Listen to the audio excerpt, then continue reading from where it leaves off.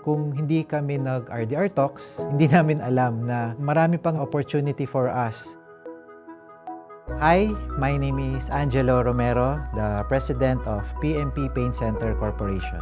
After ng RDR Talks, there was a significant increase po ng patients dito sa clinic namin. Inask namin yung mga patients kung how did they know about us dahil dito po sa RDR Talks po natin. Before RDR Talks, ang impression ko kay Boss RDR is parang mahirap atang kausap to or kaya talagang it's a big deal, no? Pero while doing the RDR Talks, nagkaroon ako ng realization na talagang mentor ang mafe-feel mo while talking to Boss RDR. Kasi no, again, as a business owner, isa sa mga ini-aim or hinahanap namin is someone to mentor us kung ano yung mga items or part ng business namin na possible hindi namin nakikita or blinded due to our biases. Pero with the talk kay Boss RDR is ma-uncover yun. I, as a business owner, strongly recommend ang RDR Talks. Why? For the brand itself, si Boss RDR kasi sa kanya pa lang is talaga ang credibility is nandoon and yung ina-expect na value na i-deliver is